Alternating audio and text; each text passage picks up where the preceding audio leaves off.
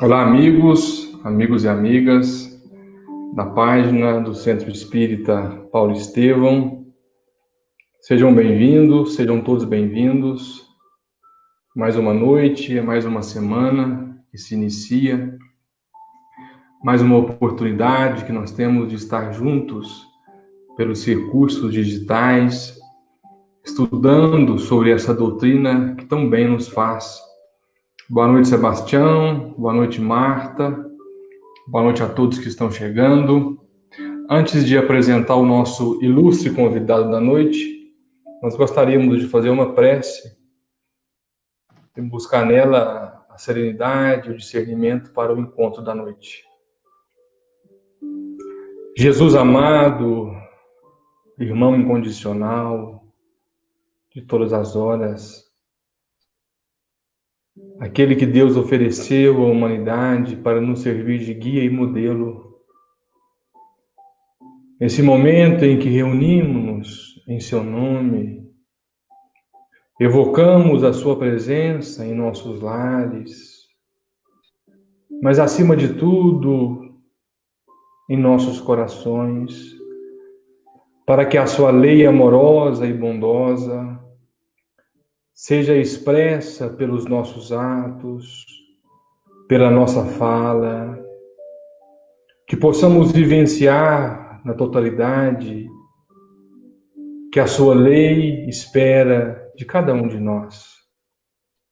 Abençoe as famílias que receberão essa mensagem, esse estudo da noite. Abençoe o querido amigo e irmão William Jacó, trabalhador do Cristo, dedicado e devotado à causa.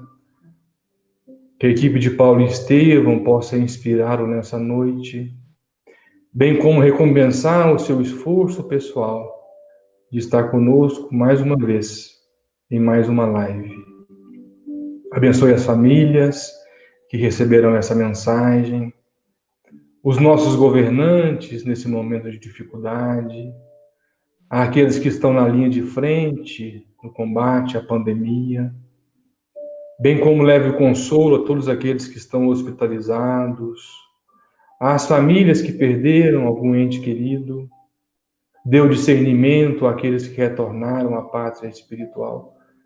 Enfim, Mestre amado, que o seu amor que não tem fim nos inspire, nos abençoe hoje e sempre. Boa noite a todos que chegaram. Viviane, Mariângela, Clair, Daniela, Rosângela, Valdeci, Rosali, Kelly, Carmen, Shirley, seu Milton, Sônia. Em nome desses, nós cumprimentamos a todos os outros que aí estão. Nós já temos dito incansavelmente ao longo das transmissões que essa ideia desse encontro, Jesus entre amigos, é uma ideia já pensando pós-quarentena.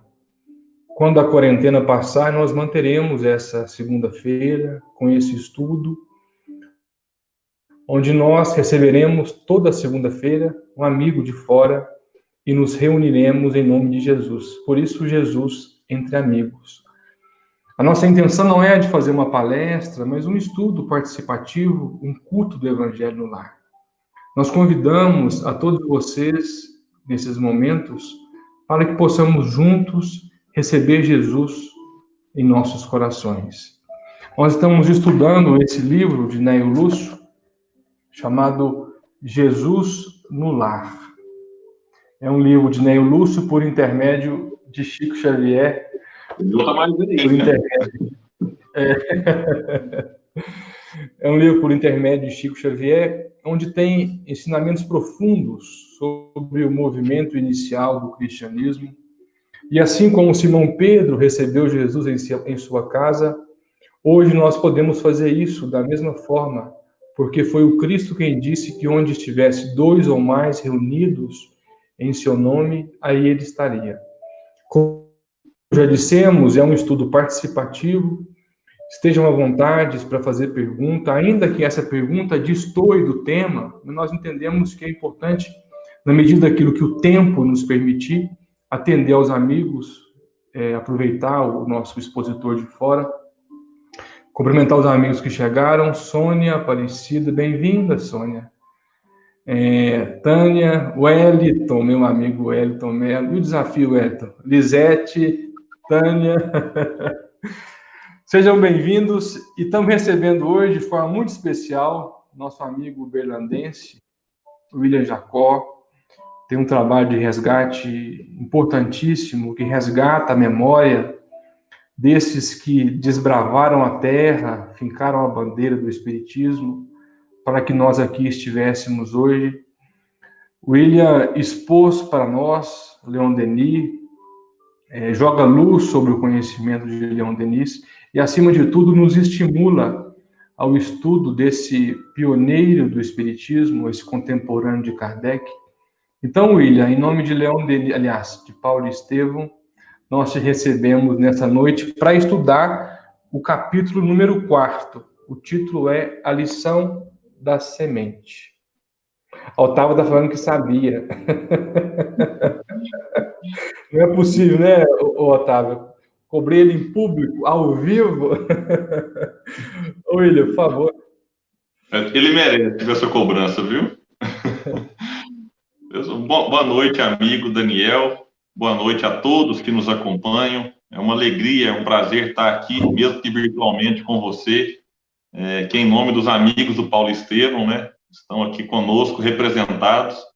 E queria só parabenizar, antes de mais nada, essa iniciativa sua. Falei aqui nos bastidores, antes de entrar para a live, foi uma ideia muito bacana de poder estar estudando aqui esse livro maravilhoso, e em que traz, né, o Lúcio traz ali esse encontro de Jesus com os seus apóstolos na casa de Simão Pedro. Antes de iniciar as reflexões, eu tenho tido o hábito de pedir uma pequena ajuda a todos aqueles que nos acompanham aqui, que é o compartilhamento nos grupos de Facebook que vocês participam. É super simples. Publicar também, dá para sair e voltar rapidinho. Às vezes, se tiver no computador, não precisa nem sair, divulgar nos grupos de WhatsApp. Dá para criar uma sala de vídeo no seu próprio perfil. Enfim, é alguma forma de que esta live e todas as outras que são aqui realizadas, e em outros canais, em outras páginas, isso precisa ser um hábito nosso, para que elas cheguem àqueles que não ficaram sabendo antes deste estudo e de outros mais.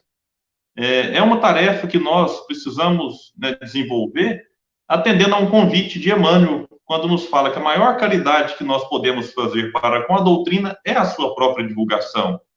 Então, desta forma, o Centro Espírita Paulo Estevão, abrindo este espaço maravilhoso, que cada um de nós possa colaborar na sua própria divulgação, que não é uma tarefa só do palestrante. O palestrante apenas estuda, traz as reflexões e aqui compartilha.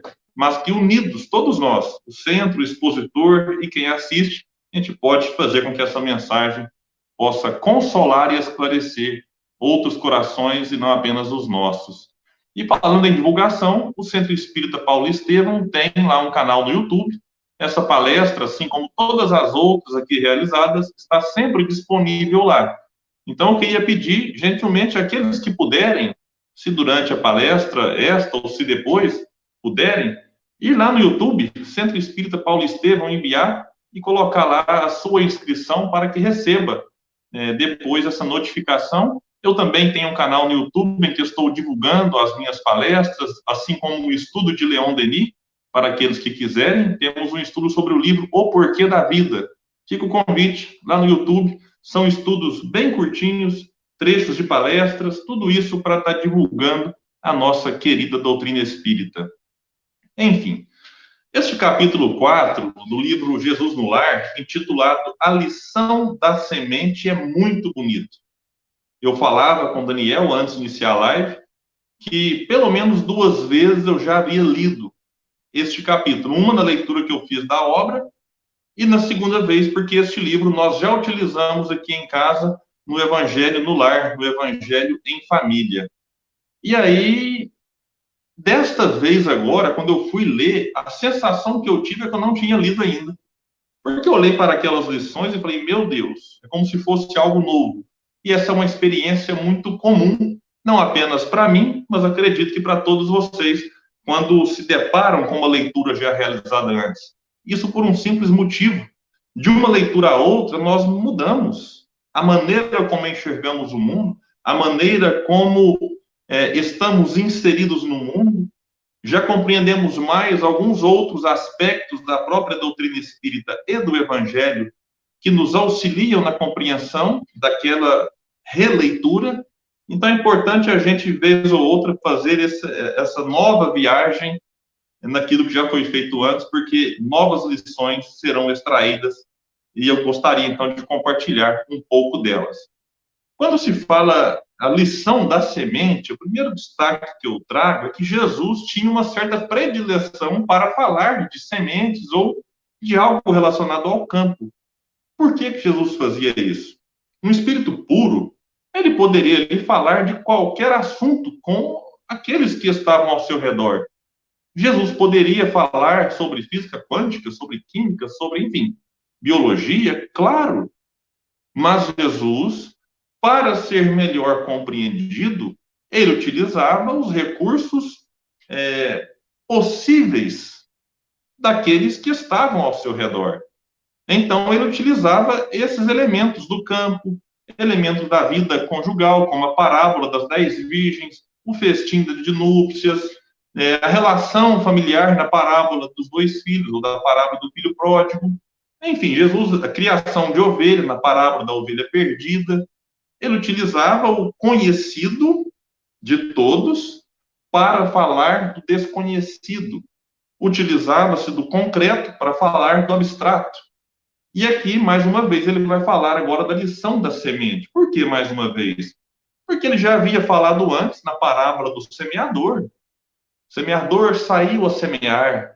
Nas palavras de Caibar Schutel, no seu livro Parábolas e Ensinos de Jesus, é a parábola das parábolas. Nós conhecemos a parábola da semente, que é uma outra parábolazinha muito bonitinha. Tem a parábola do grão de mostarda, tem a parábola do joio e do trigo, todas estas se referindo especificamente em relação à semente, a grãos. E neste momento aqui, nesta reunião de Jesus na casa de Simão Pedro, ele fala, Neio Lúcio começa dizendo o seguinte: diante da perplexidade dos ouvintes, falou Jesus convincente. Aqui é bonito. A gente às vezes participa do Evangelho na nossa casa, na casa de amigos, não durante a pandemia. Na pandemia, cada um na sua casa, viu, gente? E é tão agradável ouvir alguém explicando o Evangelho, ouvir alguém explicando uma passagem, uma parábola. Imaginemos-nos sentados diante de Jesus, ouvindo ele próprio falando alguma lição. E ele vai dizer, então, para aqueles que ouviram: em verdade, é muito difícil vencer os aflitivos cuidados da vida humana.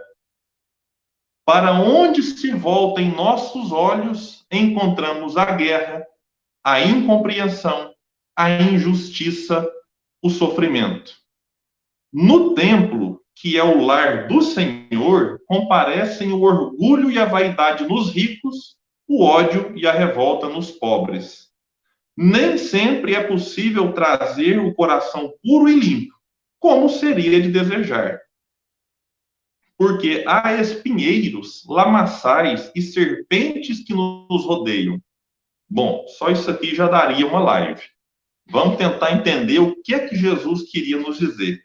Primeiro, Jesus olha para cada um de nós, e é importante agora entender que o lar, a casa de Simão Pedro, se torna o planeta. E o que Jesus falava para aquele grupo reduzido, ele agora fala para cada um de nós. Então é como se ele olhasse para mim, olhasse para o Daniel, olhasse para cada um de nós que estamos aqui nesta live, para aqueles que assistirão depois, e falasse: em verdade, meus filhos, é muito difícil vencer os aflitivos cuidados da vida humana. Então Jesus não ignora que estar no mundo de provas e expiações não é brincadeira. Quando ele fala, no mundo tereis aflições, ele já dá ali, né? Opa, o mundo não é um parque de diversões. O mundo não é apenas um local para que nós gozemos os prazeres humanos. Ele reconhece que não é fácil vencer os aflitivos cuidados da vida. Um dia eu conversando com um amigo meu, Daniel, sobre mundo de prova e expiação, eu falava, mas tem que ter calma, né? Mundo de prova e expiação. Ele falou, William, mas precisava ter tanta prova e tanta expiação? Não dava para ser um mundo de poucas provas e poucas expiações, tinha que ter esse tanto de uma vez. Então, infelizmente, é assim que a gente precisa, né? Porque nem sempre o mundo é como a gente quer. Nem sempre o mundo é como a gente pede nas preces, mas o mundo é como a gente precisa. Disso não tenhamos dúvidas. Para onde se voltem nossos olhos, encontramos a guerra. Olha que lição atualíssima, né? A incompreensão, a injustiça e o sofrimento. Eu sempre digo que quando eu olho uma lição antiga e falo que ela está atual, isso aqui não é bom, não. Não é para a gente comemorar, nossa, como Jesus está atual. É porque, assim, infelizmente, isso aqui ainda está atual. Porque que bom seria, né, olhar para uma lição dessa e falar assim, nossa senhora, graças a Deus já passou esse tempo, e agora a gente pode olhar isso aqui como a gente olha algum livro de história para um episódio que passou e ficou. Mas não, a gente olha para isso, uma reunião que aconteceu aí há quase 2000 anos, e precisa concordar que para onde a gente olha, ainda tem guerra. Há quem diga que estamos aí na Terceira Guerra Mundial, porque há a guerra contra o inimigo invisível, que é o coronavírus, e isso nos move, isso mexe com a gente, e nos testa sobre vários aspectos, e a gente precisa reconhecer isso. A incompreensão, muitos não compreendem nem mesmo a realidade que nós vivemos. Muitos não compreendem aspectos óbvios, e algumas vezes é necessário reforçar o óbvio, porque a própria obviedade é incompreendida. O Eto falou um negócio agora impressionante, eu vou ter que concordar com ele. Vicente e Dona Perpétua, saudade de vocês. Brincadeiras à parte, que o Eto, pouca coisa que ele fala dá para ser aproveitado, Daniel, mas essa aí foi impecável, agora não tem como discordar dele. A injustiça e o sofrimento. A gente tem que concordar com Jesus que esses 4 pontos ainda estão muito presentes em nossa vida, em nossa realidade. E no templo, né, que aqui fala que é o lar do Senhor, a gente observa orgulho e vaidade nos ricos, que são provas, que são mazelas, que vão trazer para os ricos provas dificílimas. Eu nunca vi até agora, Daniel, se você já viu, você me corrige, por favor, algum espírito falar que a prova do rico é mais fácil que a do pobre. São provas diferentes. São provas diferentes. Mas a porta aberta para o rico se perder é muito maior do que para o pobre. Porque o rico é visitado pelo orgulho e pela vaidade, que são aí questões que, de fato, nos trazem grandes riscos para a própria perdição dentro da encarnação. Então, a pobreza ela vai trazer outras dificuldades. E uma delas aqui é o ódio e a revolta. E o indivíduo, muitas vezes, visitado por esses dois sentimentos, por essas duas sensações, ele pode também, ao longo da encarnação, se perder. Mas quando compreende as dificuldades de uma e outra prova que lhe visita na encarnação, ambos podem fazer disso um grande trampolim para dar um grande salto evolutivo na própria jornada espiritual em que se encontram. E aí Jesus fala que sempre a gente consegue ter o coração puro e limpo como gostaria, né?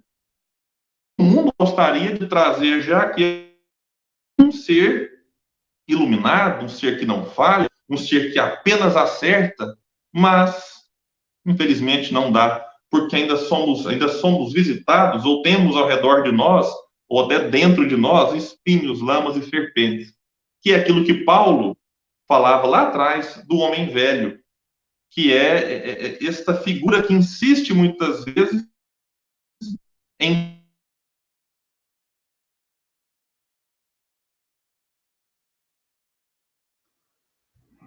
Parece que travou, William. Mas pela transformação que entende. Então, esse é um ponto interessante aí. Eu queria fazer uma pausa agora, Daniel, que eu não sei se travou a internet. Travou um pouquinho, mas agora voltou. Pode continuar. Travou muito tempo aí ou não? Como é que tá Não, o... não, não. Não, não, não. Foi só uns 10 minutos de travado ou Foi não? só uns 10 minutos. Pode começar de novo. Eu Estava pensei que testando, vamos começar agora. não tá brincadeira, viu? Mas tem uma pergunta do pessoal aí, antes da gente passar para a próxima parte do livro. Você gostaria de acrescentar alguma coisa? Ainda não tem pergunta. Eu gostaria de fazer uma pergunta, William, porque para você, aliás, são duas considerações que eu gostaria de fazer e ouvir a sua opinião. Leon Denis, aliás, ele fala aqui sobre a dor, sobre o sofrimento. Leon Denis tem um tratado sobre a dor, né? Problema do ser, do destino e da dor. E em uma das conclusões que nós podemos tirar desse livro é a recomendação de acolher a dor. Eu queria que você falasse um pouco de como nós podemos acolher a dor. Olha, é muito bonita essa parte do livro. Eu recomendo fortemente que todos estudemos o capítulo A Dor e o capítulo A Revelação pela Dor, lá do livro Problema do Ser, do Destino e da Dor, se for pela editora FEB, ou se for pela editora CELD, O Problema do Ser e do Destino. Se não me falha a memória, capítulos 26 e 27. Eu brinco que quando se lê e se estuda esses capítulos, a gente olha de maneira diferente. E aí o Simão Pedro, não o Evangelho, mas o de patrocínio, ele brinca que não é que o espírita gosta de sofrer, mas já que tem que sofrer, sofre com gosto. E esse sofrer com gosto, ou seja, daquele que aproveita o sofrimento, a gente vai conseguir estudando várias obras, inclusive, em especial, esses 2 capítulos deste maravilhoso livro. E lá Leon Denis fala o seguinte, não procure a dor. Então, não é porque o sofrimento e a dor me ensinam que eu preciso sair por aí procurando motivo para isso. Mas, diz Leon Denis, quando ela se apresentar inevitável em teu caminho, acolhe-a como uma amiga. E aí ele conclui, aprende a escutar os seus ensinamentos secretos. Então, este é o ponto. Porque Deus não nos castiga, Deus nos ensina e nos educa, e um dos seus métodos é a dor. Então, é o único método? É claro que não. A dor é praticamente o último recurso que se tem. Falou, já que você não aprendeu, vai aí uma dorzinha para você aprender. E aí a gente precisa olhar e tentar extrair o ensinamento. Tem um provérbio oriental que eu gosto muito, não sei se especificamente é da China, mas ele fala assim, quando não compreendemos a dor, ela nos dilacera. Quando entendemos a sua finalidade, ela nos aperfeiçoa. Então, se eu não compreendo a dor, ela fica e vai me dilacerando. Mas se eu entendo a sua finalidade, ela me aperfeiçoa. E aí ela vai embora. Às vezes, quando a gente fala assim, William, mas e se eu desencarnar com a dor? Tudo bem, mas a gente tem que entender, quando a gente fala ela vai embora, eu estou falando aqui agora para o espírito imortal e não para o corpo físico. Porque a gente olha para alguma pessoa que desencarnou com câncer, Daniel, eu já vi a seguinte afirmação, assim, fala, nossa, o câncer venceu a pessoa. Eu já penso comigo, se eu tiver intimidade, eu pergunto, eu às vezes até esclareço, ou se a pessoa me pedir opinião. Eu falo, não é porque a pessoa desencarnou vitimada pelo câncer que a doença o venceu. Depende de como ele encarou a doença. Se ele encarou com revolta, com abatimento, com desespero, irado contra tudo e contra todos, de fato, o câncer o venceu. Mas se o indivíduo encara a doença de maneira resignada, buscando os recursos que ele tem para vencê-la e ainda assim não conseguindo, mas mantendo, inclusive, eu já visitei alguns pacientes nessa situação, mantendo bom humor, apesar da dor. A gente pode dizer que a doença venceu o corpo, mas o espírito venceu a doença. Este é um ponto importante. E a pergunta que você me faz, como é que a gente faz esse movimento? Primeiro é aceitando que a dor existe. Porque todas as vezes que eu tento fugir da dor, tento fugir do problema, eu estou demonstrando imaturidade. E quando eu faço o movimento da volta, o problema e a dor estão me esperando, às vezes maiores do que antes. Então, o primeiro passo é olhar para a dor, olhar para a dificuldade, olhar para o problema. E aqui não importa se é um problema conjugal, se é um problema financeiro, se é um problema na empresa, se é na sociedade, enfim, se é na saúde do corpo físico. Eu preciso olhar, aceitar que aquele problema existe e aí perguntar agora a mim mesmo e aos outros: o que fazer para superá-lo? E aí a gente segue. Não, esse problema seu não tem superação. É uma doença que não tem cura. O que é que eu posso fazer, então, para me resignar, para aceitar? Caminhamos assim. E aí, entre a aceitação e a luta por aquilo que eu posso fazer, a gente progride, a gente caminha. Uma pessoa me perguntou aqui, Daniel, qual que é o nome do livro? O Problema do Ser e do Destino, de Leon Denis. Ótimo, William. Enquanto a dor não ensinar o que ela tem para ensinar, ela não vai embora, né? Eu me lembro de um fato que aconteceu com meu sogro.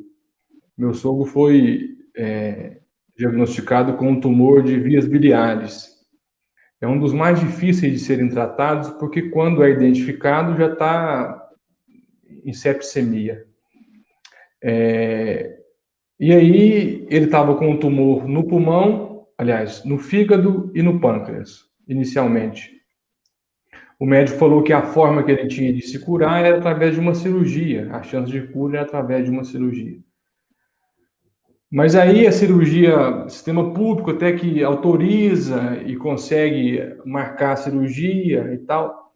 Quando o médico foi iniciar a cirurgia, ele viu que tinha focos do tumor na parede do abdômen. E aí ele viu que a doença já havia se espalhado pelo corpo. Nesses casos, a cirurgia não resolve, porque não iria levar a cura para ele. Então passaram para a sessão de quimioterapia.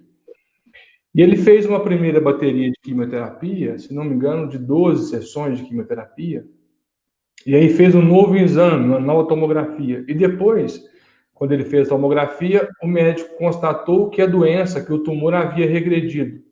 Antes estava no pâncreas e no fígado. Nesse segundo exame, ele estava apenas no fígado.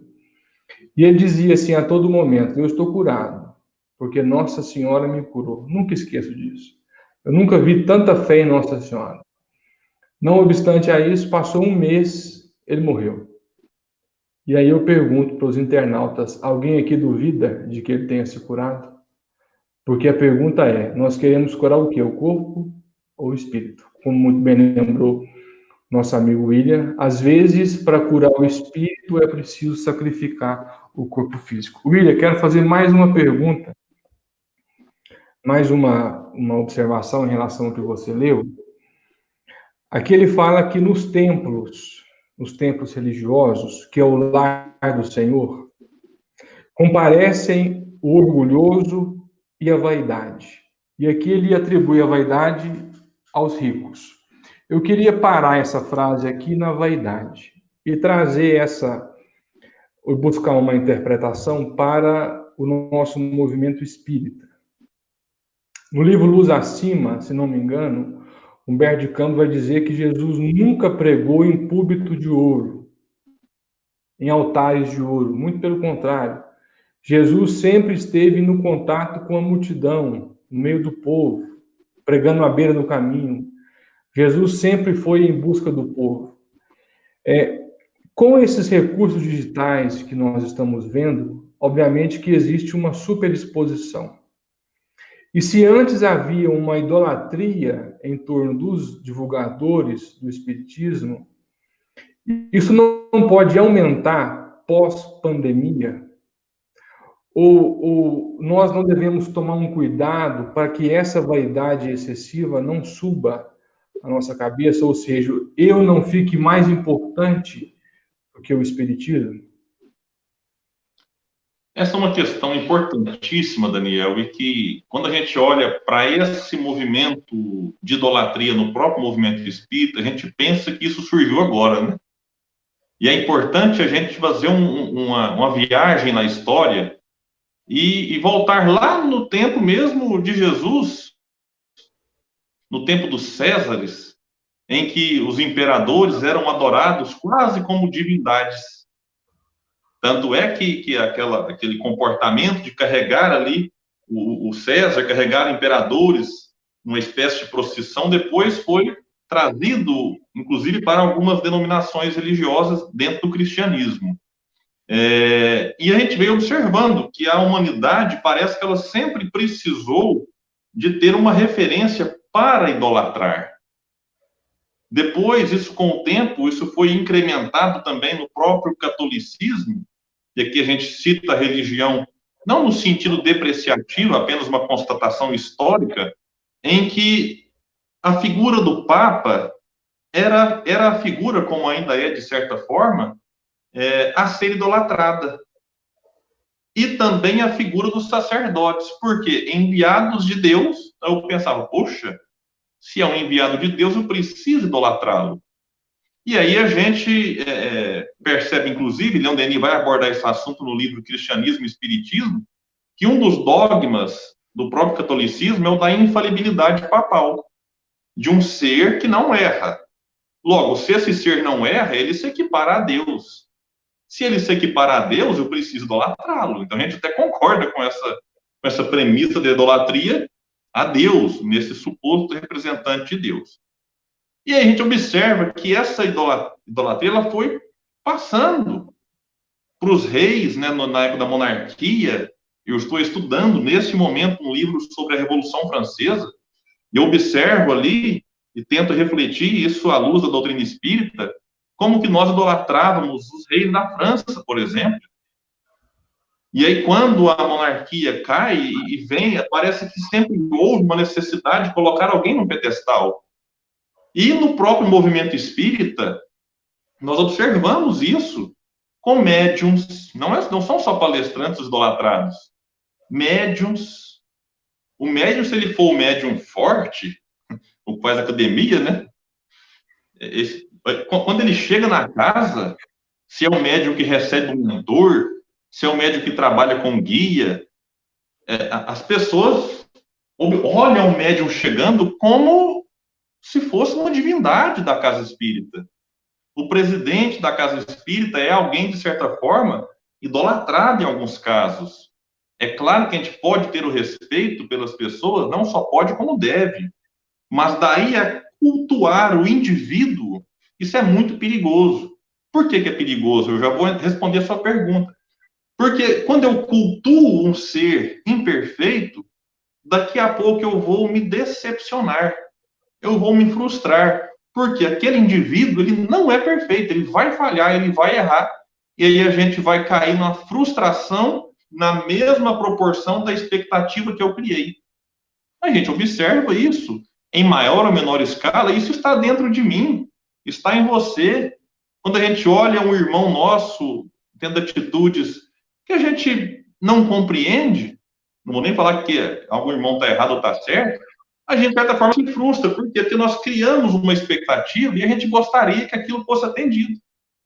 O que não quer dizer que a gente deva concordar com tudo que é feito, mas muito da nossa frustração é por conta dessa idolatria que nós criamos lá dentro. Agora, juntando tudo isso, trazendo à tona a pandemia, eu pessoalmente acredito que não, Daniel. Eu acho que não, porque a exposição, ela acontecia pessoalmente, e a gente tinha ali, durante as palestras espíritas, muitas pessoas parabenizando, elogiando, querendo cumprimentar. Alguns casos, alguns palestrantes, eles não conseguiam nem se deslocar, de certa forma, porque eram abraçados, gente pedindo autógrafo. Então, apenas a forma que muda. Se uma forma pessoal, você tinha um contato pessoal e uma forma de idolatrar o indivíduo. Na forma virtual, há outras questões que são colocadas, como os elogios, os cumprimentos nas lives, nas redes sociais do indivíduo. Enfim, eu pessoalmente, acho que isso não muda. Quem era vaidoso e tinha que cair nas palestras presenciais, ia cair mesmo. A rede social acaba expondo o indivíduo mais, uns mais, outros menos, isso faz parte. Agora, o que não pode, Daniel, é isso ser motivo para que a gente não faça lives. Porque senão a gente vai para o outro extremo e fala assim, não, vamos parar com as lives que é para ninguém se envaidecer. Poxa, se o indivíduo se envaidecer no templo virtual, que é aqui, como colocou muito bem Neio Lúcio, né, o lar do Senhor, aí depois ele se acerta com a própria consciência. Mas o movimento espírita em si, a pretexto do palestrante se envaidecer e fracassar na tarefa, ele não pode, por conta disso, abrir mão da divulgação. Então, o centro espírita divulga, abre as portas, e aquele que, enfim, está exposto, que assume os riscos da própria exposição. A Dani fez uma observação aqui muito importante, William. Eu acredito que agora, eu até vou colocar o slide dela, eu acredito que agora tem tantas e tantas lives, tanta diversidade, que talvez tenha dado uma diluída naquela idolatria em relação a alguns companheiros. Porque antigamente a gente só via, isso é uma insatisfação nossa, nós já conversamos sobre isso, a gente pega os grandes encontros, só mudava a data, os palestrantes eram sempre os mesmos. Então a rede social, de uma certa forma, deu voz para todo mundo. E existe muita gente boa, oculta, que não era dada oportunidade antes da pandemia. Ótima a sua observação, Lídio, concordo em gênero, número e grau, até porque essa idolatria aí parte muito mais, parte da premissa, né, do princípio, muito mais do nosso comportamento em relação ao expositor, do que propriamente de lá para cá. Eu quero só deixar claro que eu não sou contra a live, viu, gente? Até porque, vocês viram tanto que eu gosto de live, essa é a 62ª live da quarentena. Pode continuar. Eu queria só reforçar aqui a questão do que a Dani colocou, porque hoje cedo eu pensava nisso. Né, eu conversava com um amigo a respeito de um determinado assunto, e eu parei para pensar, eu falei, puxa, tem tempo que eu não vejo palestra dele. E aí eu parei para analisar, falei, gente, esse negócio de pandemia, e todos os dias eu assisto palestra espírita. Ontem eu assisti uma sua com o Uriel, nesse mesmo encontro aqui, Jesus Entre Amigos. Hoje eu assisti uma do Tato Save, e eu vou falar aqui, inclusive, para divulgar mesmo, pesquisem. Tato Save, está no YouTube aí, um estudo que ele fez de todo o livro Jesus no Lar, maravilhoso o estudo. Então, isso é importante. Inclusive, agora que está no meio aqui, Daniel, quero aproveitar essa audiência que ela muda, né? De quem estava no começo, quem estava no final. Gente, vamos incentivar os canais que têm divulgado o Espiritismo. Eu queria até pedir aqui agora, nós temos 67 pessoas aqui acompanhando agora. Se você não se inscreveu no canal do Paulo Estevão lá no YouTube, vamos lá. É de grátis, como diz aqui, né? É de grátis. É 0,800, não paga nada e você estará colaborando. William, mas por que eu preciso me inscrever? Por quê? Porque quando se inscreva e ativa o sininho. Porque quando faz isso, na medida que o Daniel posta um vídeo, essa notificação chega para você. Então é importante a gente fazer isso para incentivar o trabalho dos amigos, deixar o seu like, porque o like depois ele tem uma importância para que aquele vídeo, às vezes, apareça lá como sugestão para outras pessoas. É o engajamento, deixa um comentário lá, uma boa noite. Inclusive, eu vou dar uma boa noite aqui para o Uriel. O Uriel merece uma boa noite especial. E eu faço aqui uma colocação. O Uriel é uma referência em divulgação espírita. Está lá com o Espiritismo 24 horas no Instagram, aqui no Facebook, no YouTube, e manda vídeo enfim, tem estudo do livro Sinal Verde. Então, vamos apoiar o Espiritismo 24 horas, vamos apoiar outras iniciativas. Então, esse é o recado que eu deixo aqui no meio da live, que eu já falei no começo e falo aqui agora novamente. Mas, prosseguindo aqui no nosso estudo... Deixa eu fazer só mais uma observação em relação a isso. Isso também nós já debatemos sobre. Nós temos um grupo no WhatsApp, gente, para quem não sabe, existe os capelinos e os umbralinos. Nós somos os umbralinos. Eu, William, Uriel, Kinga Veloso, o Wellington, Eduardo Gibelli, a Michele, o Gustavo. Oi? Gustavo, Pablo. Gustavo, Pablo, só gente boa. O Rogério, meu irmão, o Wellington. E algo que a gente não via no movimento espírita era o jovem ter voz.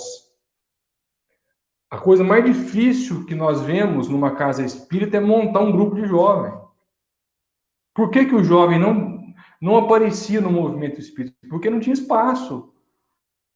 A casa espírita não dava, pelo menos até a pandemia, oportunidade para jovem de fazer uma palestra, de promover um estudo. Não dava. O jovem ficava sempre para escanteio. Com as redes sociais hoje, com essa pandemia, o jovem passou a ter voz. E é algo que dizemos sempre: o movimento espírita terá que se reinventar para pegar essa nova geração. Por exemplo, os meus filhos. O meu filho não assiste TV aberta. Ele só assiste YouTuber. Então eu tenho receio de que no futuro ele encontre dificuldades para sentar e assistir uma palestra na casa espírita. Mas um YouTuber espírita ele pode muito bem assistir. Então, um dos benefícios também, olha quantos benefícios essa pandemia nos trouxe, né? Apesar dos problemas que são enormes, mas existem muitos benefícios por detrás desse livro. Otávia, o nome do expositor é Tato Sávia. Está perguntando o nome do expositor. William, pode continuar. É muito bacana, e o Tato Sávia, assim como o Daniel que está aqui, o próprio Uriel e outros mais, o Elton não, viu? Não, estou brincando, o Elton também. São pessoas que expõem a doutrina espírita de maneira leve, de maneira alegre. Inclusive, o nosso grupo, o dos umbralinos, se chama Risadas e Risadas. Você não falou esse detalhe, né? Porque, gente, espírita tem que rir. Existia um negócio antigamente que palestra espírita tem que ser fechado, sisudo, que Kardec era sério. Quem disse que Kardec era sério? Aquela imagem que tem de Kardec, por quê? Como é que você vai fazer uma imagem, tirar uma foto? Era coisa rara, rindo. Então, Einstein quebrou o protocolo na época e fez aquela foto engraçada lá. Mas Leon Denis registra que Allan Kardec era bem-humorado. E Gaston Luce registra que Leon Denis era bem-humorado. O próprio Leon Denis, no livro Depois da Morte, escreveu que o bom humor constitui a saúde da alma. E o Jerônimo Mendonça brincava, na sua época, que espírita de cara feia dá zebra. Então, assim, a gente tem que abrir espaço para alegria, para risada, para um momento de descontração. E isso, na verdade, os jovens, essa nova geração, faz isso de uma maneira melhor do que nós velhos. Eu vou me colocar agora na condição de velho, porque a minha filha foi me colorir hoje numa foto preto e branco, assim, papai, como é que eu vou fazer seu cabelo branco aqui? Eu falei, calma, né? Deixa, porque depois eu te explico. Bom, voltando ao Jesus no Lar, Neio Lúcio, então, vai destacar aqui o que é que o mestre prosseguiu falando. Entretanto, a ideia do reino divino é assim como a semente minúscula do trigo. Quase imperceptível é lançada à terra, suportando-lhe o peso e os detritos. Mas, se germina, a pressão e as impurezas do solo não lhe paralisam a marcha. Atravessa o chão escuro e, embora dele retire em grande parte o próprio alimento, o seu impulso de procurar a luz de cima é dominante. Desde então, haja sol ou chuva, faça dia ou noite, trabalha sem cessar no próprio crescimento. E nessa ânsia de subir, frutifica para o bem de todos. Meu Deus do céu, isso aqui é sublime. Aqui eu me lembrei da parábola do grão de mostarda, que Jesus começa falando. A ideia do reino divino é assim como a semente minúscula do trigo. Eu até trouxe aqui a parábola do grão de mostarda, está lá em Marcos. É uma das menores parábolas do Evangelho. Vejamos o que é que Jesus diz lá e como isso se assemelha ao que eu acabei de ler. Disse o mestre: a que assemelharemos o reino de Deus? Ou com que parábola o compararemos? Aí ele fala: é como um grão de mostarda, que quando se semeia é a menor de todas as sementes que há na terra. Mas depois de semeado, cresce e faz-se mais alta que todas as hortaliças, e cria grandes ramos, de modo que as aves do céu podem vir pousar debaixo de sua sombra. É uma semelhança aqui, porque quem que é esse grãozinho de mostarda da parábola? Quem que é essa semente minúscula do trigo a que se refere Jesus? Somos nós, meus irmãos. Isso aqui é uma parábola dentro do próprio livro Jesus no Lar, falando da nossa ascendência, da nossa ascensão espiritual. Quando ele fala quando quase imperceptível é lançada à terra, eu posso muito bem trocar a palavra terra por útero materno. Nós somos, enquanto espíritos, lançados no útero materno. E ali nós somos nada mais do que uma sementinha que vai crescendo. E a gente pode fazer essa analogia aqui até mesmo para a evolução espiritual como um todo, em que surgimos ali num processo de individualização. Não me pergunte como que o espírito faz essa individualização, como que isso é feito. Isso aqui dá 225 palestras a respeito desse assunto. Mas nós vamos crescendo. Então, fomos criados por Deus e ampliamos a nossa capacidade, ampliamos o nosso raio de ação, tal qual o grão de mostarda, que começa com uma sementinha pequena, vai crescendo e depois se torna uma árvore, que acolhe os pássaros. Assim é o espírito humano. Quanto mais evoluído, mais ele atrai outros seres em busca das suas orientações, do seu refrigério, da sua sombra, do seu alimento. Tal qual Jesus. Jesus hoje é uma grande árvore que atrai a todos nós, para que debaixo dos seus ramos encontremos ali o pouso, encontremos o descanso, encontremos o alívio. Vinde a mim, todos vós que estáis cansados e sobrecarregados. É como se ele fosse uma árvore gigantesca, nos conclamando. Mas, de certa forma, nós também já somos pequeninas árvores, atraindo em torno de nós outros seres. Mas é interessante a nossa interdependência, Daniel. Na mesma forma que nós somos árvores pequeninas, nós ainda somos pássaros, necessitando de outras sombras, que tem a de Jesus, a maioral, mas outras mais, de outros amigos, de outros queridos. Então, é nessa interdependência, lançado à Terra, que estamos todos agora aqui no planeta, buscando o quê?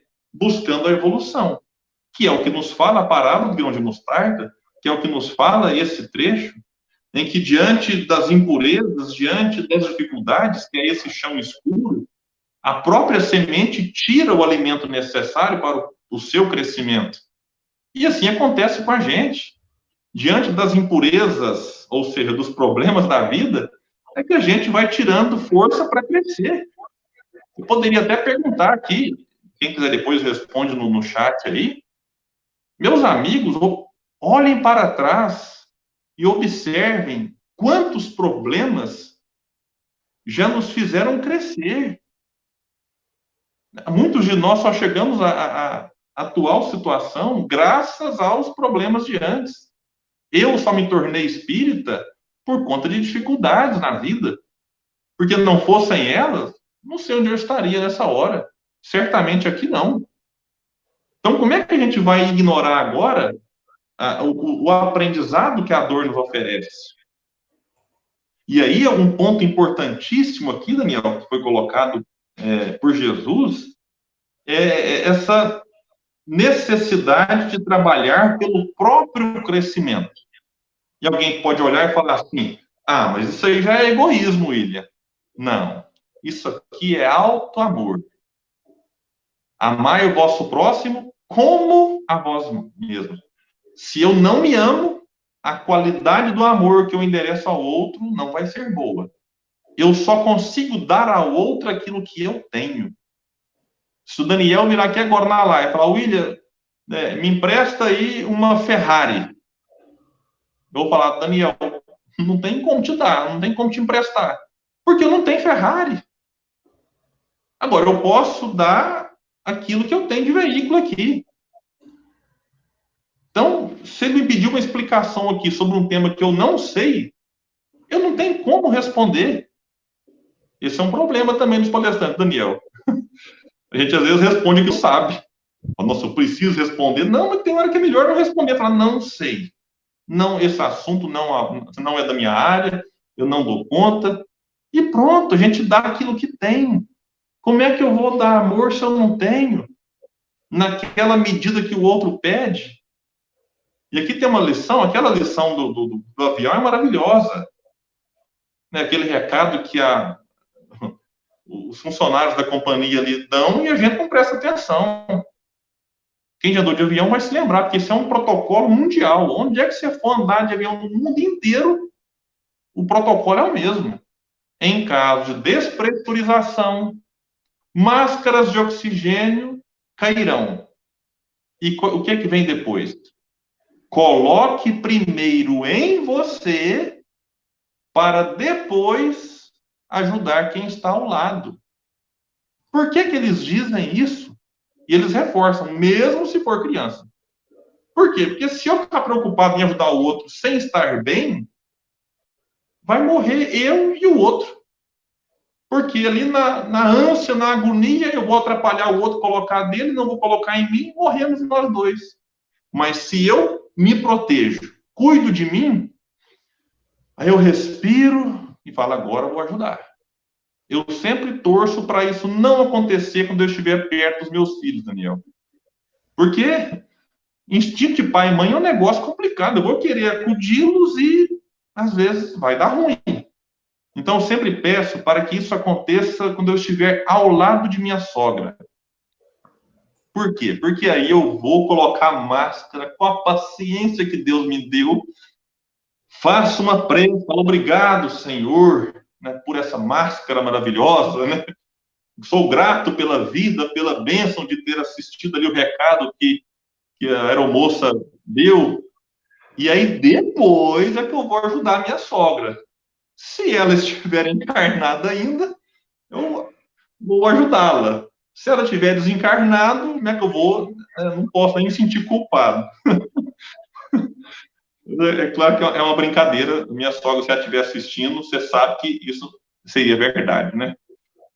E aí, quando coloca aqui ânsia, é interessante a palavra ânsia, né? Ânsia de subir. Por que fala ânsia de subir? Eu lembrei de Leon Denis. Lá no Porquê da Vida, ele, que é um estudo, agora propaganda para mim mesmo, né? Para minha divulgação doutrinária. É um estudo que nós fazemos lá no meu canal do YouTube, William Jacob. Nos ajude lá, porque não está fácil conseguir seguidor da Daniel.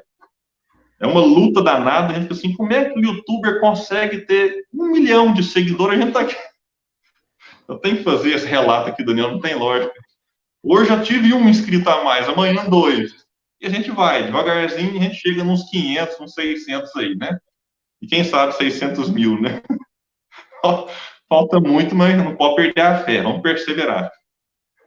E lá, Leon Denis, no livro Porquê da Vida, que é esse que eu estudo no canal, reforçando de novo aqui, né, para ver se dá certo dessa vez, lá ele fala que temos o instinto do progresso. Está dentro de nós. Allan Kardec estuda no Livro dos Espíritos, Lei do Progresso. Onde é que a Lei do Progresso está? Está dentro. Então a gente tem a ânsia de subir. Isso todo mundo tem. Todo mundo quer ser melhor. Engraçado, todo mundo procura um bem-estar. Todo mundo procura uma situação mais confortável. Às vezes, no aspecto material. Mas isso tem um fundinho de verdade, que é o indivíduo que ele quer, no fundo, um prazer espiritual também. Às vezes por caminhos diferentes, aí ele cai, fracassa, tomba, erra, assim como o filho pródigo, faz o caminho de volta, é perdoado e recomeça a sua jornada, enfim. Temos a ânsia de subir, mas, coloca Leon Denis, mas para onde ir? A questão é essa. Queremos caminhar, mas para onde? E é isso que Jesus nos convida a fazer, e é isso que o Espiritismo nos trouxe, que é o de onde vim, porque estou aqui, porque sofro, mas não para nessas perguntas, para onde vou? Este é um ponto importante. Para onde que eu vou? Para onde nós vamos? Que diz Leon Denis, quando não sabemos as respostas para essas perguntas, nós estaremos dispostos a parar diante do menor obstáculo. E é diante de um prejuízo financeiro, diante de uma doença, de uma decepção amorosa, de uma frustração na vida, nós desejamos, às vezes, até fugir da própria vida pelas portas do suicídio. E aí a gente vai encontrar do outro lado o quê? Vida. A morte é do corpo, mas a vida prossegue. Com corpo, sem corpo, sempre vivos. E sempre diante daqueles problemas que nos afligem. Deixando o corpo físico, eu vou me deparar com o mesmo problema e com outros mais. É só uma somatória de problemas, mas aquele que originou a minha queda continua lá, me esperando. Ou alguém acha que Deus vai falar assim, nossa, agora, já que você se suicidou, agora o seu problema está resolvido. Isso é uma ilusão que não pode ter em mente. Deus não vai nos premiar pela fuga de nenhuma espécie. Deus não nos premia quando nós fugimos de um problema. Ele nos espera. Como o filho pródigo. Como aquele pai da parábola, que é Deus. Esperou pacientemente o filho retornar. Fazer o caminho de volta, depois de experimentar inúmeras dificuldades que ele não precisava ter experimentado. Ele experimentou porque escolheu aquele caminho. Livre-arbítrio. Então, esse é um ponto que a gente precisa trazer. Porque qual que é a nossa meta? Frutificar para o bem de todos, como está muito claramente colocado por Jesus aqui. E quando fala nesse caminhar para a luz, Daniel, e ele utiliza aqui essa analogia da semente, que a semente depois cresce, a gente tem que falar agora aqui de um negócio que eu aprendi lá na live, no estudo com o Tato Safi.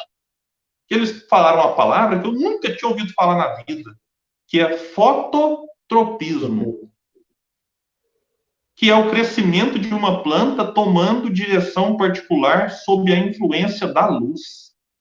Então, se a gente faz uma experiência, planta ali um grão qualquer, uma sementinha, coloca uma caixa em cima e coloca um buraco, ela vai procurar a luz. Ela vai procurar a luz, é da sua essência.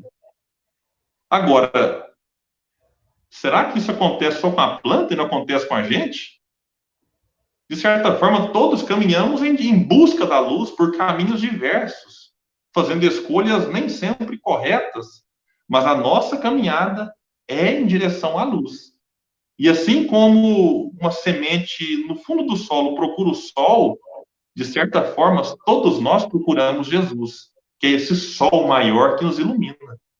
Então, isso precisa ser muito bem dito, e até o processo de desencarnação faz parte desse constante ir e vir, dessa desencarnação, reencarnação, dessas múltiplas necessidades que temos de sermos inseridos na Terra, de sermos inseridos no novo útero materno para continuar essa nossa busca pela luz. Você quer colocar alguma observação aí, Daniel? Fique à vontade. William, impressionante como que é a sintonia. Eu tinha feito essa observação aqui do fototropismo. Mas eu queria fazer uma outra observação que eu achei interessante aqui, é que ele chama a atenção sobre a semente germinar. Ele usa aqui uma condição adversativa, mas se a semente germinar. Quando a gente olha essas parábolas da semente, uma das perguntas que nós devemos nos fazer é: a semente já germinou ou não? Se nós somos sementes, já germinamos ou não? E eu queria pegar dois exemplos da história que ilustram muito bem isso.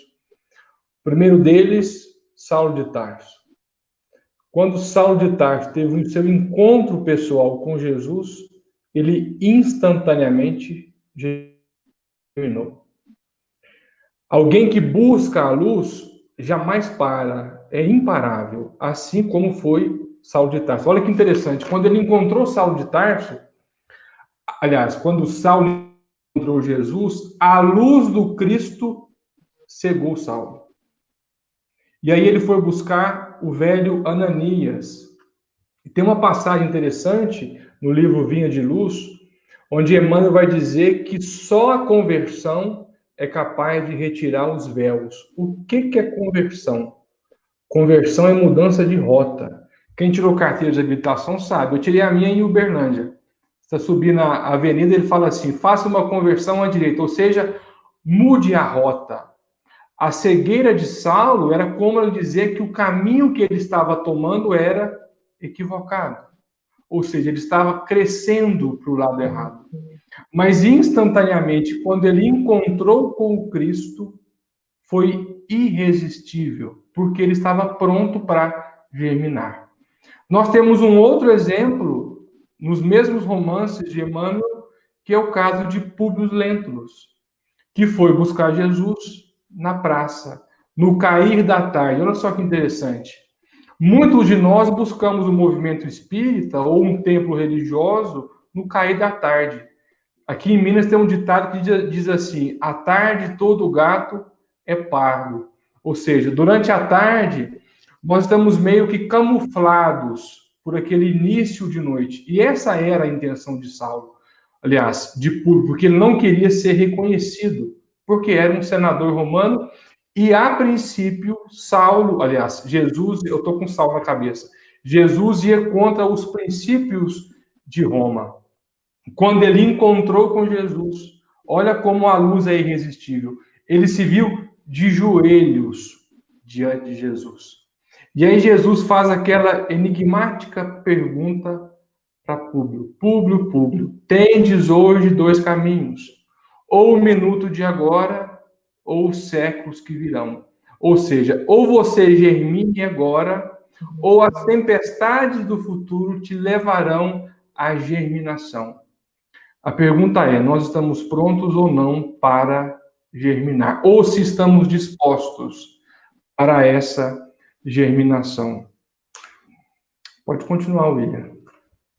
E mesmo que já estejamos dispostos, Daniel, e que já germinamos num maior ou menor grau, é importante a gente até prosseguir na lição aqui, porque ele vai trazer alguns alertas para todos nós. Olha aqui, o aprendiz que sentiu a felicidade do avivamento interior, qual ocorre à semente de trigo, observa que longas raízes o prendem às inibições terrestres.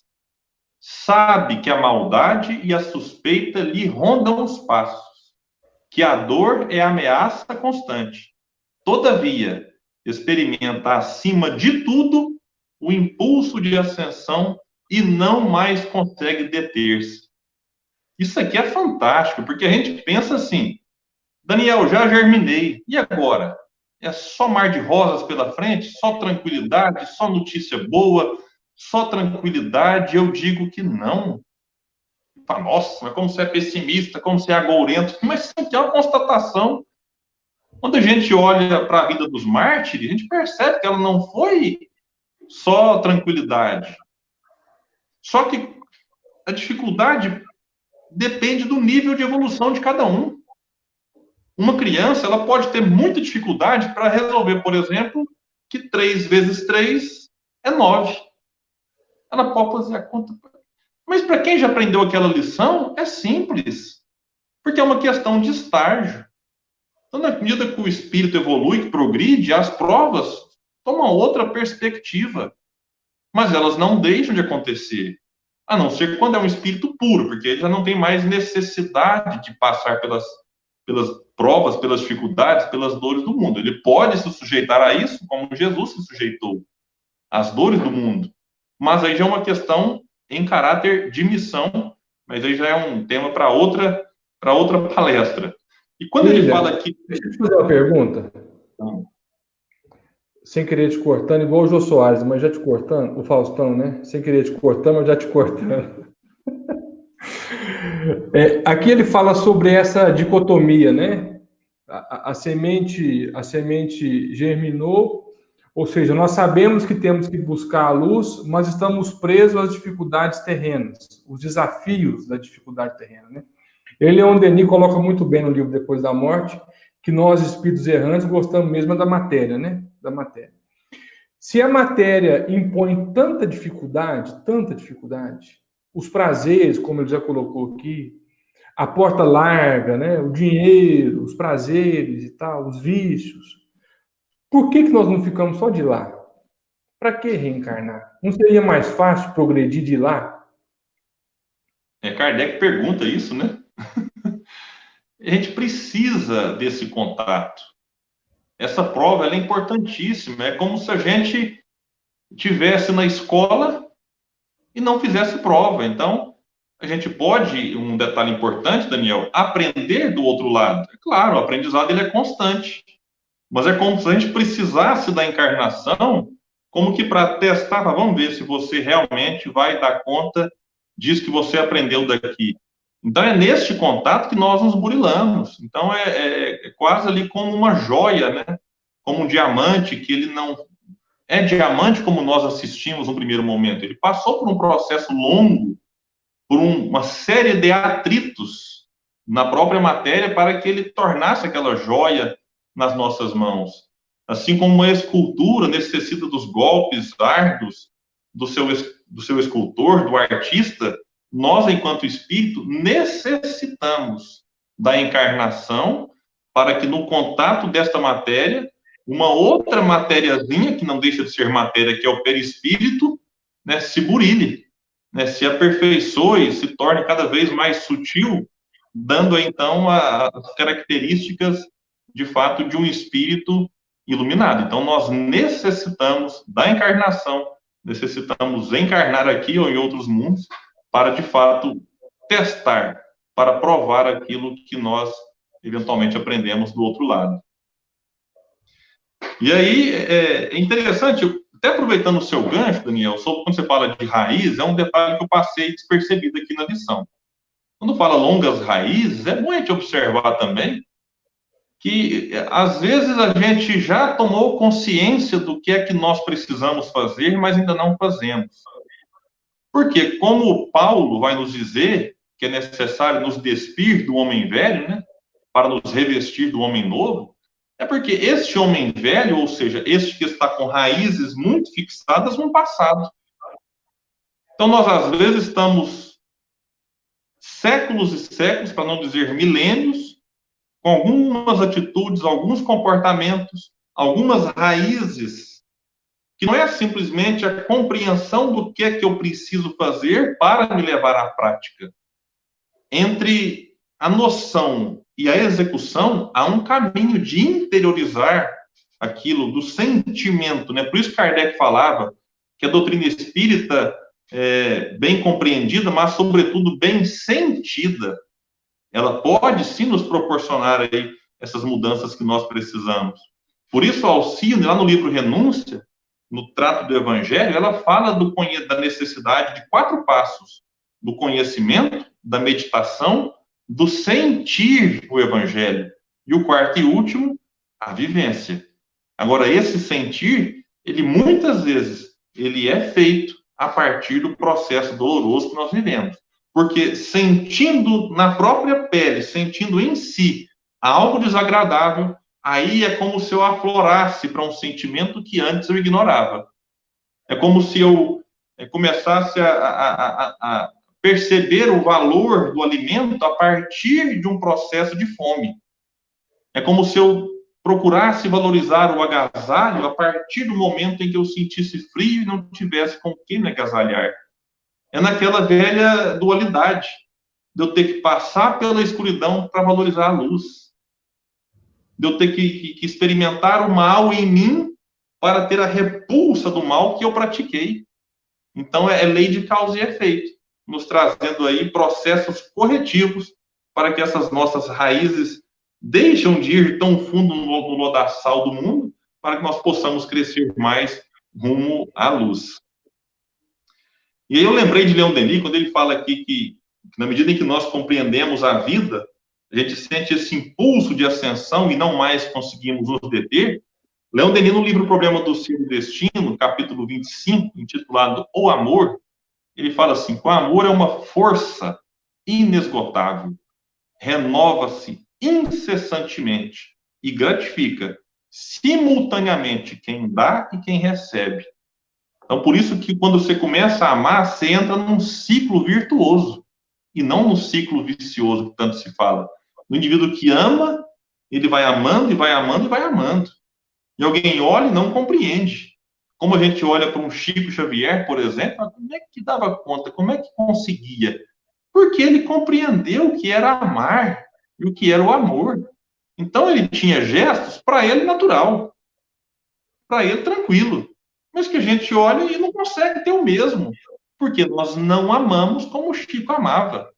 Assim como o Chico não amava como Jesus amava. Então, são as escalas de amor que a gente observa. E gesto simples, Daniel. Quando a gente fala amor, a pessoa pensa que um gesto de amor é ser crucificado, é ser apedrejado. Às vezes, gestos simples, como aquele do Chico, por exemplo, que vai no sacolão, pega um tomate bom, um tomate ruim. E alguém vem e fala, mas como é que você não pega só os bons? E ele fala que se eu pegar só os bons, como é que os outros vão comprar depois de mim? Tá vendo? E você pega, não, tá bom, você precisa pegar um tomate totalmente podre, né? Mas uma feridinha aqui e outra ali, você tira depois, né? Um gesto, mas no Chico eu tô longe. Quer ver um outro gesto que eu, por exemplo, não consigo fazer ainda, porque eu só lembro dele na palestra, e não lembro quando eu tenho que praticá-lo?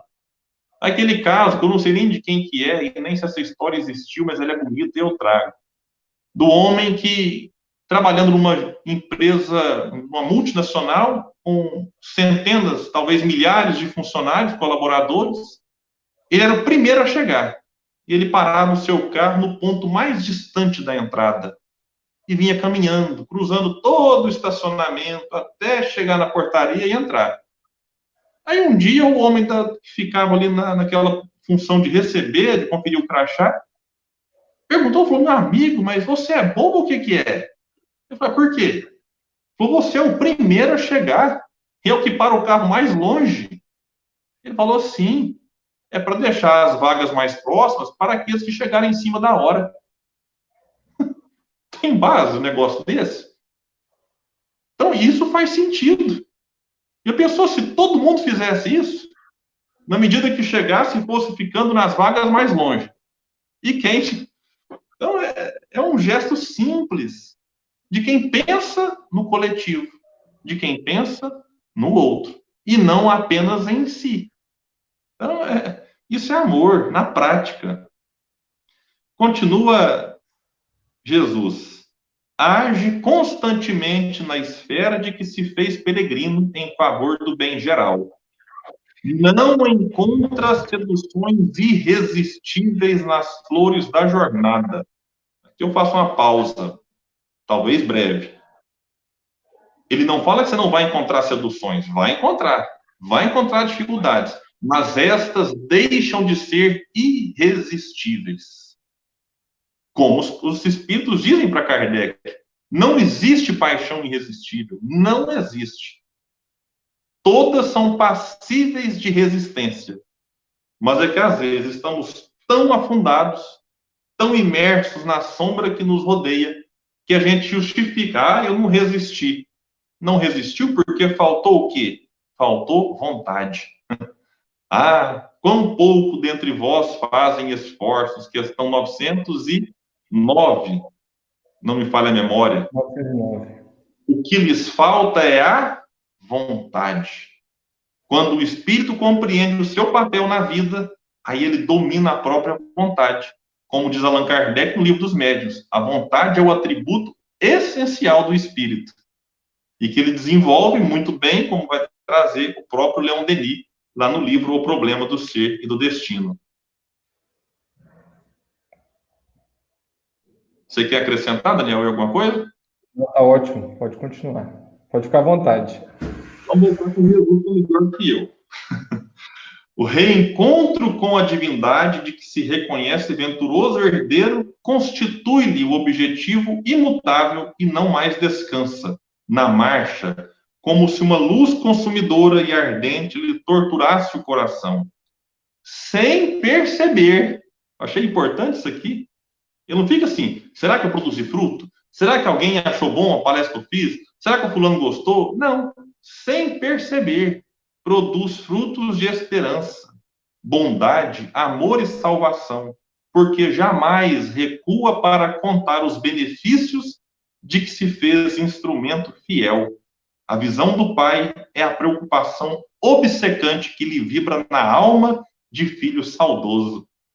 Ele prossegue, ele vai amando. William, mas e se eu não for amado?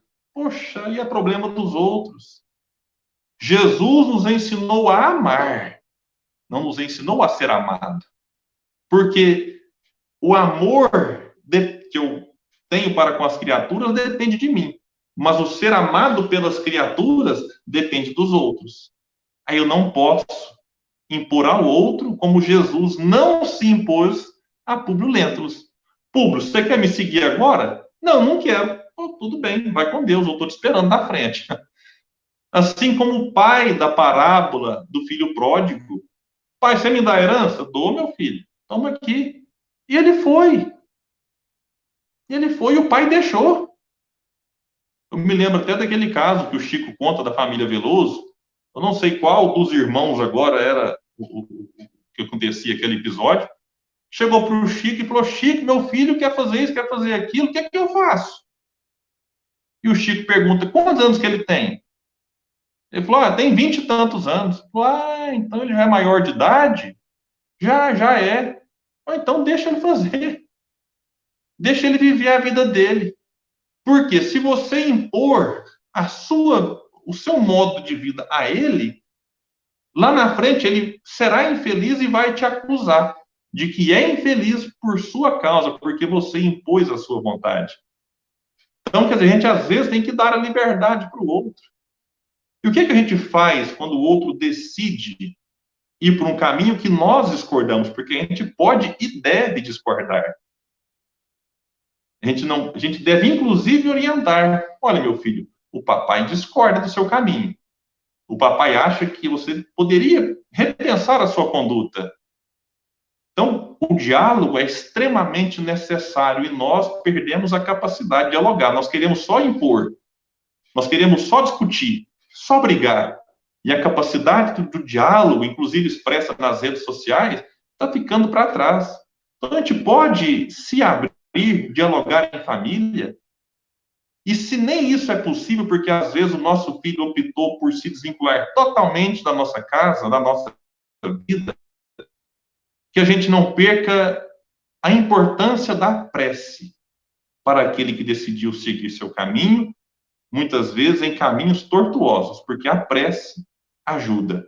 A prece não muda a vida do outro, mas a prece pode lhe dar uma tranquilidade para que ele, no momento que ele achar adequado, faça esse caminho de regresso, faça esse caminho de volta. E aí, avançando aqui na leitura, para não virar uma live de cantor sertanejo, que demora 4, 5 horas, vamos observar aqui agora. Cadê?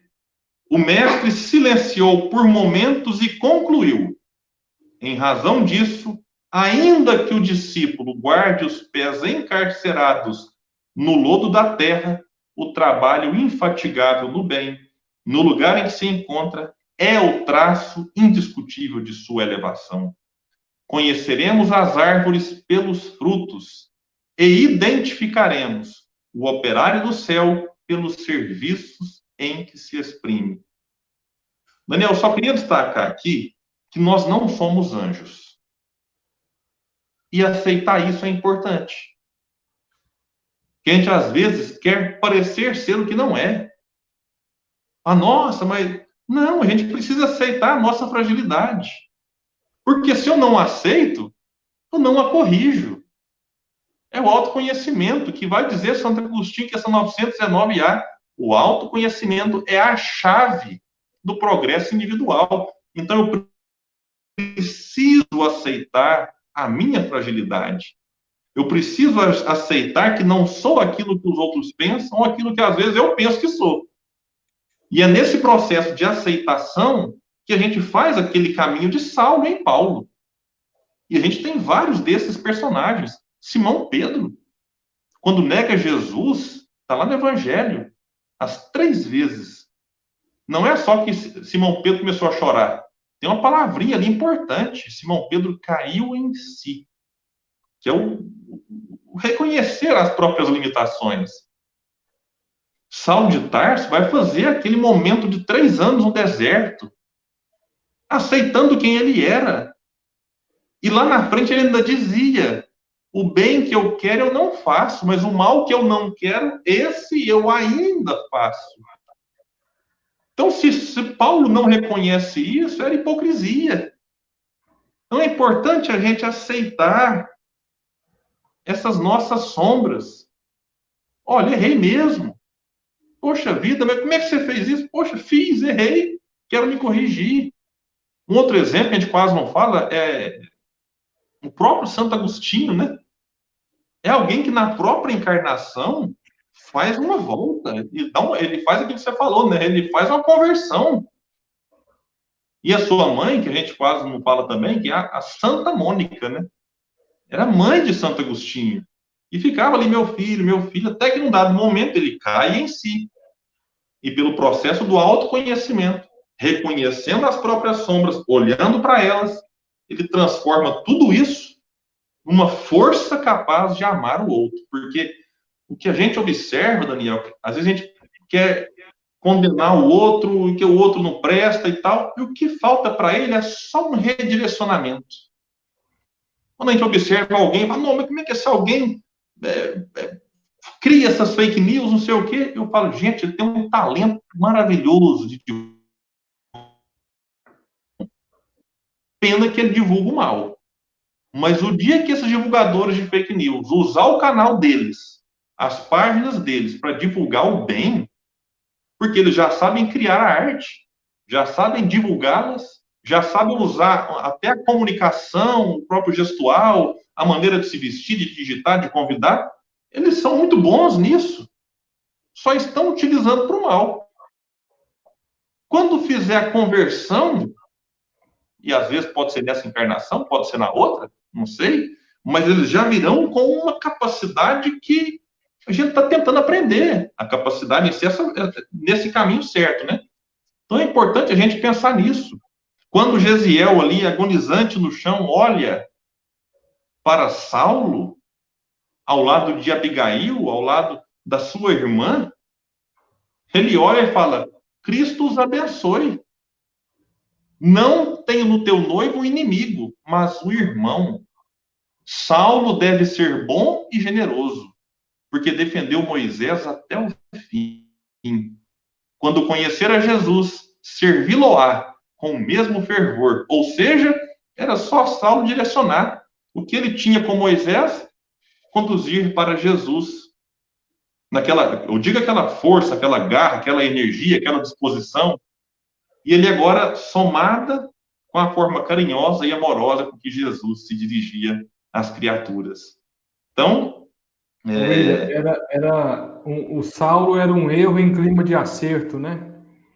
Ele errava pelo excesso, mas defendendo aquilo que ele conhecia e aquilo que ele acreditava. É só uma questão mesmo de redicionamento. Você falou uma coisa que eu acho crucial em relação ao homem velho, e eu me lembrei aqui de Hermance Dufour, tem um livro chamado Autodescobrimento. Ela vai dizer assim, faça as pazes com o homem velho, porque o homem velho te trouxe até aqui hoje. Ela dá um recado lá que eu acho fantástico, fantástico. Como construir um homem novo? Não brigue com os vícios. Não brigue com as suas paixões. Para se ligar, para desligar de alguma coisa, é preciso se ligar a outra coisa. Então, por exemplo, se eu tenho prazer na bebida, no álcool, na droga, na prostituição, reconheça as suas falhas, como muito bem lembrou o William, mas para se desligar disso, faça novas ligações, crie novos hábitos, aprenda a descobrir o prazer naquilo que ainda não conhecemos, ou na leitura de um livro, ou assistindo um filme, ou assistindo uma live, ou até mesmo uma conversa trivial. Então é muito importante isso que o William colocou, fazer as pazes com o homem velho, porque o homem velho que nos trouxe até aqui hoje. E se hoje nós temos esse discernimento, foi graças às experiências, muitas vezes equivocadas, que nós tomamos no passado. É só questão de esforço. Essa questão 909, eu acho ela fabulosa. insignificantes esforços. Às vezes, nós não fazemos nem o que é insignificante. Né, William? E esse insignificante é porque a gente pensa assim, mas não vai adiantar. Adianta. Você sabe que eu gosto de correr, né? Não existe uma maratona que foi concluída sem que se desse o primeiro passo. E o segundo, e o terceiro, e o quarto, e o quinto. De repente você conclui 42 quilômetros, 195 metros. Mas se você não der o primeiro, não fizer um passo ali insignificante, e esse primeiro vem no treino, Daniel. Não existe, eu vou falar aqui agora algo, né, posso ser até desmentido, eu não conheço, e talvez não exista, até porque eu conheço a questão da corrida, eu acho que é meio que impossível, alguém que faça uma maratona como a sua primeira corrida na vida. Não tem jeito.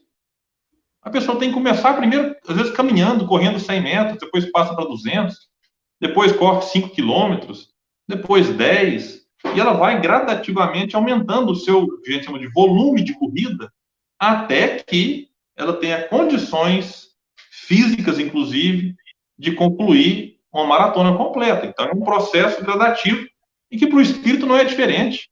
A gente precisa respeitar as próprias limitações. Eu não posso começar a correr hoje e amanhã querer ser um maratonista. Assim como eu não posso acabar essa live aqui agora e falar, agora eu sou espírito puro. Não é, meu amigo. Infelizmente, não é. E aceitar essas fragilidades é importante para a gente crescer. Aceitar que eu preciso correr 1 quilômetro antes de 42 é importante. Sabe por quê? Porque senão eu vou sair para correr 42, vou machucar. E vou me frustrar. E aí eu faço o seguinte, correr não presta. Correr não presta, não vou correr mais. Aí a gente abandona o barco. Mas se eu respeito um processo gradativo, que o Emmanuel chama um espírito de sequência, aí eu vou me fortalecendo. Sem, como você disse muito bem aí, citando Irmãs do Fogo, sem menosprezar e sem querer esquecer, abandonar isso que nos move em alguns caminhos que nós reconhecemos como não sendo os ideais, né? E deixa eu fazer só mais uma observação. Só mais uma observação. Você falou da importância desse primeiro passo, e eu me lembrei aqui de um livro pouco conhecido do Emmanuel, se não me engano, chama A Lição da Semente, se não me engano o nome do livro. E ele fala que a semente, ou o reino de Deus, é do tamanho que nós somos capazes de enxergar. Então, para muitos, o reino de Deus é do tamanho de uma semente. Para outros, o reino de Deus é do tamanho de uma árvore. Por que eu estou dizendo isso? Porque, às vezes, aquele esforço parece insignificante. Parece insignificante. Eu vou dar um exemplo. Nós estamos no meio de uma pandemia, atravessando uma pandemia. A lavagem das mãos, que todo mundo preconiza e orienta, lavar as mãos, higienizar as mãos. Se for possível, use o álcool em gel. Para muitos, a lavagem das mãos é uma semente. Mas se nós olharmos os benefícios da lavagem das mãos, ela pode ser considerada uma árvore frondosa. Por quê? Uma mão infectada pode infectar uma pessoa, que infecta 2, que infecta 10, que infecta 100, que infecta 1000. Ou seja, um simples gesto desse, de lavar as mãos, que aos olhos de um pode ser uma semente, pode evitar lá na frente a morte de muitas pessoas. Então, às vezes, você fala assim, diante de uma pandemia dessa, não posso fazer nada. Claro que pode.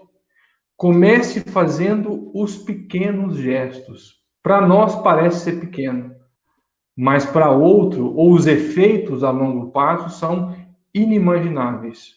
Muito bem colocada a sua observação, William. E aí, Neil Lúcio vai trazer, então, que a essa altura, Pedro interferiu perguntando. Eu adoro Simão Pedro, viu? Simão Pedro é tão agente assim, né? É tão humano. Ele traz as dúvidas que a gente tinha e não teve como perguntar, né? Aí ele fala assim, Senhor, que dizer então daqueles que conhecem os sagrados princípios da caridade e não os praticam? É o que a gente olha hoje e fala, gente do céu, não é possível, né?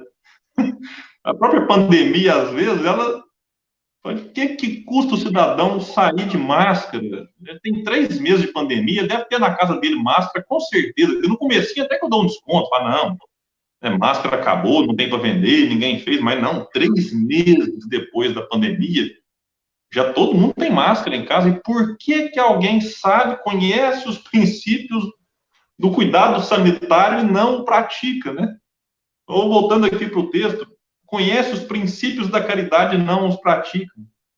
Esboçou Jesus, manifesta satisfação no olhar e elucidou. Este Simão, nossa, essa resposta de Jesus é fantástica. Travou, William. Destravou aí? Deu uma travadinha. Voltou já? Voltou. Isso acontece, viu? Normal, né? Ainda mais o Uberlândia tá caótico aqui a situação. Então, depois da pergunta de Simão Pedro, Jesus esboça uma manifestação no olhar e elucida. E aqui é fantástico, gente. Estes, Simão, representam sementes que dormem, apesar de projetadas no seio dadivoso da terra. Guardarão consigo preciosos valores do céu, mas jazem inúteis por muito tempo. Estejamos, porém, convictos, olha o que nós falamos lá no começo, de que os aguaceiros e furacões passarão por elas, renovando-lhes a posição no solo, e elas germinarão vitoriosas um dia. Nos campos de nosso Pai há milhões de almas assim, aguardando as tempestades renovadoras da experiência, para que se dirijam à glória do futuro. Auxiliemo-las com amor e prossigamos, por nossa vez, mirando à frente. Então, meus amigos, de certa forma, nós também dormimos, né, Daniel? Você não pode achar assim, não, o outro que dorme. Porque talvez, num aspecto, nós já nos despertamos. Talvez para a máscara, para a higienização das mãos. Mas talvez nós não nos despertamos ainda para o tomate do sacolão, para o estacionamento do carro, para o perdão das ofensas. Então, é um processo em que a gente dorme num aspecto, está desperto no outro, e assim a gente vai gradativamente despertando as muitas sementes que acabam, né, todas elas ali se unindo na semente do amor, trazida por ensinada, exemplificada por Jesus. Então, o papel daqueles que dormem, talvez, num aspecto que nós já despertamos, é o do auxílio. Então, se a gente já se encontra desperto, neste sentido, cabe-nos o auxílio àquele que ainda dorme. E em algumas situações, a nossa postura em relação a isso é uma postura condenatória, é uma postura muito de violência, inclusive, quando não desejando pena de morte, quando não desejando a própria violência como solução para a violência, numa questão que a história nos mostra que esse não é o caminho. Como vai nos dizer Gandhi, né? Não há caminho para a paz é o caminho. E eu me recordo do livro Luz Acima. Agora, eu acho que a sua internet travou, Daniel, não sei se é a minha, mas... Tá me ouvindo bem aí? Tá tudo ok? Estou te ouvindo bem. Voltou. No livro Luz Acima, okay. O benfeitor traz o seguinte, que a maior missão da virtude é eliminar o vício e amparar o viciado. Então, da mesma forma que a gente precisa do amparo dos nossos benfeitores, do amparo de Jesus para com os nossos vícios. E assim como nós precisamos amparar outros viciados para que eles consigam trabalhar as suas questões internas. Quando a gente fala vício, talvez a gente pense em cigarro, cerveja, cocaína, crack. Mas que a gente pode trabalhar para os vícios do orgulho, do egoísmo, da vaidade, da avareza, que são esses que originam os outros. Então, que a gente possa refletir e, como disse Jesus, mirar sempre à frente. Porque, em seguida, ante o silêncio de todos, Jesus abençoou a pequena assembleia familiar e partiu. que eu acho bacana, né? Vai falar o que depois disso, né? Ficou um silêncio ali, um silêncio ensurdecedor, né? Como diz o Jesus Rafael então Papa, de parte. Jesus falava, o Rafael Papa, no dia que ele teve no estúdio, falou: Daniel, eu vou falar o quê? Jesus fala tudo. Ô, William, antes de fazer a sua consideração final, eu queria deixar mais uma pergunta para a gente encerrar. E veja como rende o estudo, viu? Como rende. Que bom que rende. Antes de fazer a pergunta, eu queria fazer só uma observação aqui, porque ele chama a atenção para sementes que não germinam, né?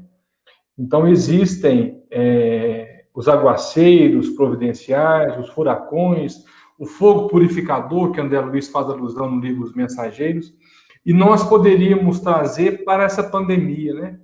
Essa pandemia também veio para remexer com os nossos pensamentos, com os nossos atos, nos fazer rever muitas coisas, em especial o consumismo, a vida atribulada, a importância de valorizar as famílias, aquilo que realmente importa. William, a pergunta é, eu vou fazer essa pergunta até o final da pandemia. Enquanto tiver live, eu vou fazer essa pergunta, porque eu não aguento mais a gente ouvir a desculpa daquelas pessoas que fingem não ouvir as recomendações da ciência. Eu vou dizer de novo, IBA hoje fechou tudo de novo. Por quê? Porque nós fomos invigilantes, desrespeitosos com a ciência. Quem cabe traçar diretrizes é a ciência mundana, que orienta as atividades materiais. O papel de uma religião não é esse. Então, Ibiá fechou tudo. Por quê? Porque Araxá, que é o polo aqui da região, está com falta de insumos de medicamentos para intubar, para sedação. Só tem medicamento para mais 10 dias. Então, para evitar um colapso, o que é colapso do sistema de saúde? É quando você tem dinheiro, tem convênio, mas não tem onde te internar, não tem remédio, não tem como te dar assistência. Então, como nós fomos mal educados, não seguimos as recomendações, nós estamos todos novamente de castigo. E aí, nós vemos isso nas rodas, as pessoas criando um argumento para tentar burlar as normas. E dizem assim, porque ninguém morre antes da hora.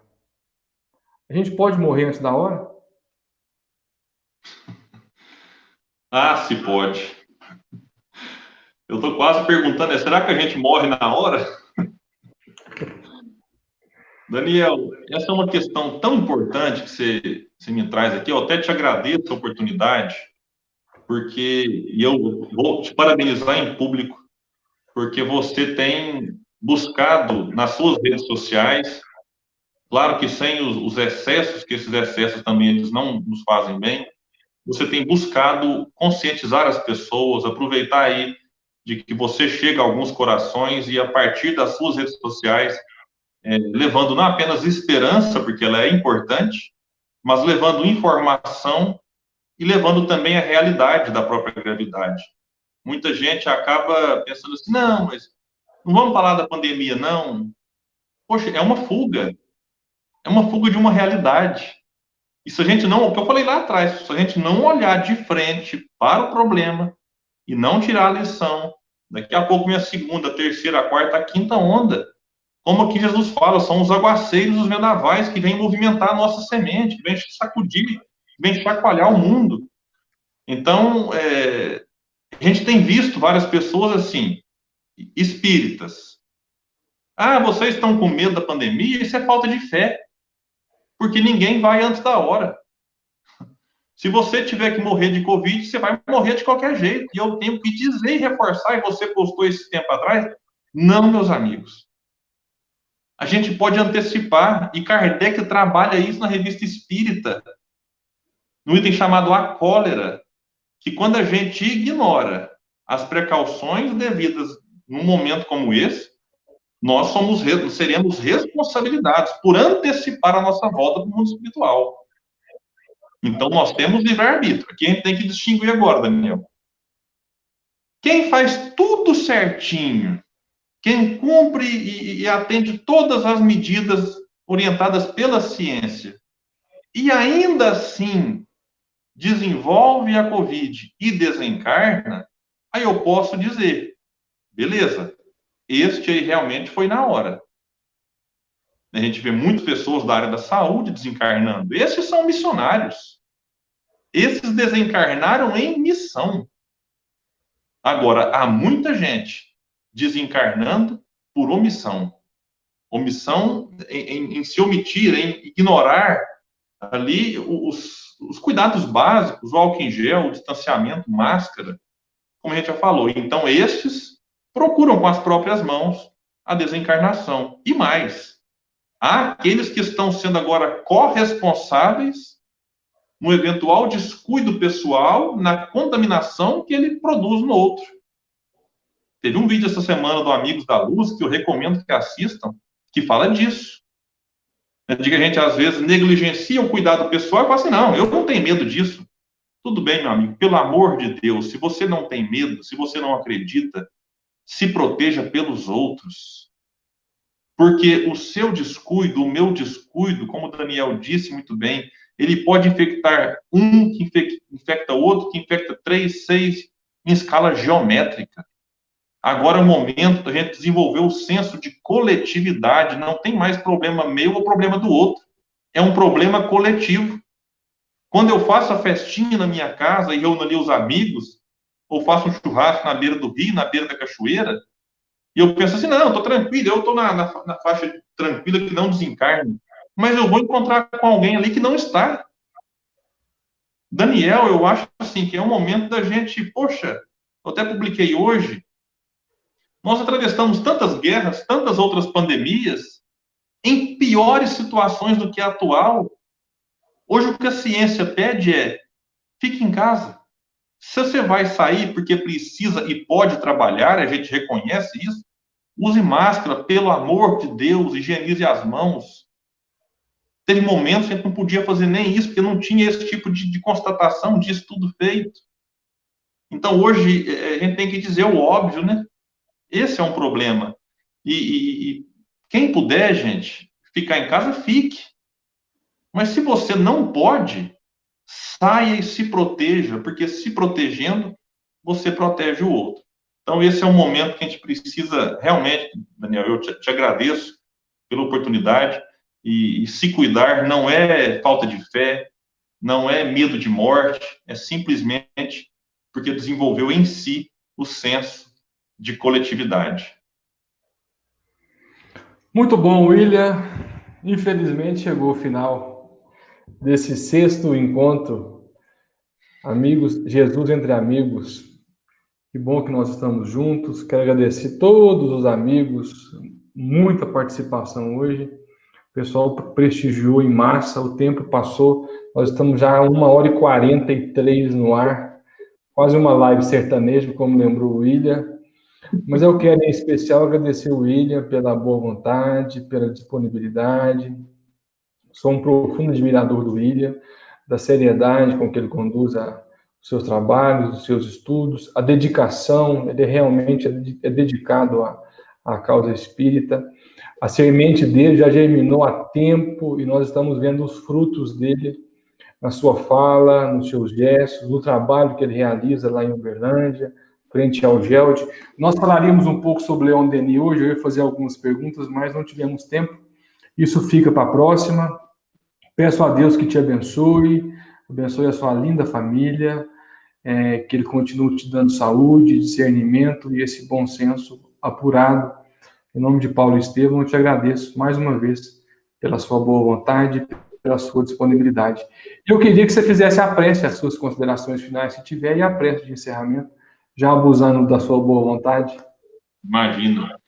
Eu queria aproveitar aqui para dizer a todos que estão conosco até agora, às vezes chegaram na metade para o final, essa live estará salva aqui no Facebook do Paulo Estevam e também lá no YouTube do Centro Espírita Paulo Estevam. Então, vamos lá depois, quem quiser acompanhar desde o começo, fica lá esse registro para a gente incentivar o trabalho que o Daniel tem feito de divulgação da doutrina. Eu falei tanto de semente aqui hoje, Daniel, E tem um provérbio chinês que eu gosto muito, ele fala mais ou menos assim: qualquer um pode saber quantas sementes tem num fruto. Você pega lá uma semente, por exemplo, você consegue descascá-la e contar quantas sementinhas tem lá dentro. Mas diz o provérbio que ninguém é capaz de saber quantos frutos tem dentro de uma única semente. Porque isso depende, né? Depende do solo, depende dos cuidados que eu vou dar a esta semente. Então, que a gente possa pegar esta semente do Evangelho, colocar no coração, cuidar, regar direitinho, para que aí sim esses frutos saiam a partir de nós, colaborando na edificação de um mundo melhor. E nesta pandemia, o nosso cuidado fala muito dos frutos que saem de nós.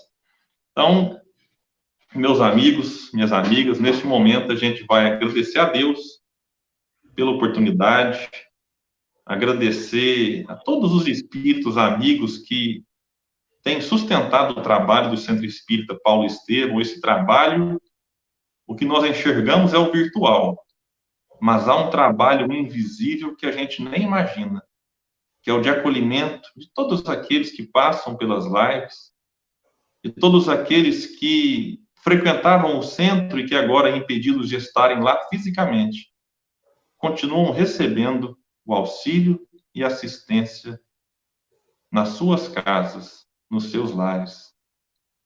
Que cada um de nós possa ouvir Jesus nos convidando para o banquete, nos convidando para cear com Ele e para que este alimento que Ele nos oferece, que é o seu Evangelho, possa penetrar em nós e sair de nós através das boas ações, através dos gestos simples, mas muito importantes para a construção de um mundo melhor. Que cada um de nós possa se preocupar um pouco mais com o outro, porque fazendo isso, estaremos atendendo a um convite do Mestre.